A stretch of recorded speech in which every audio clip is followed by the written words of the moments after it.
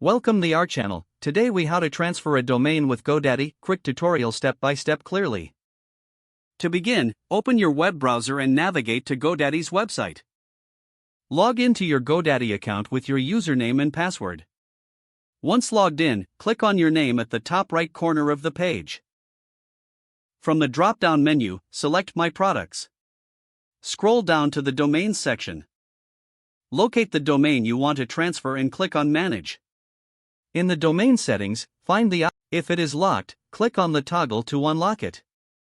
Next, obtain the authorization code, often referred to as an EPP code.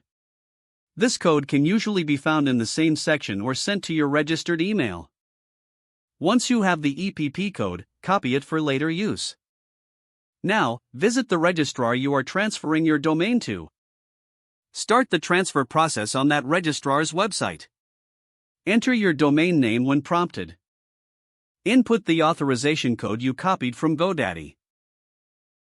Follow the on-screen instructions to complete the transfer process. You may need to confirm the transfer through email, so check your inbox. After confirmation, it may take a few hours to a few days for the transfer to be finalized.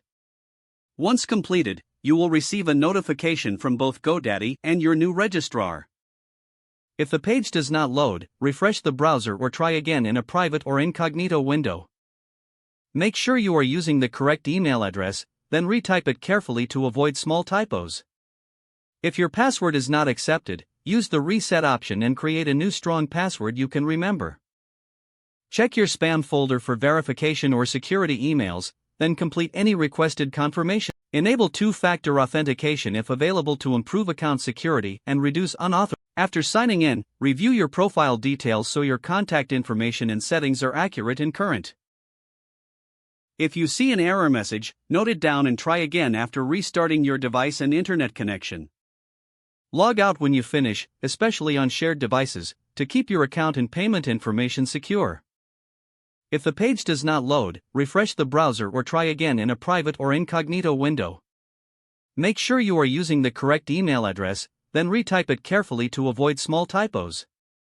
If your password is not accepted, use the reset option and create a new strong password you can remember. Don't forget to like this video and subscribe to our channel for more step-by-step tech guides.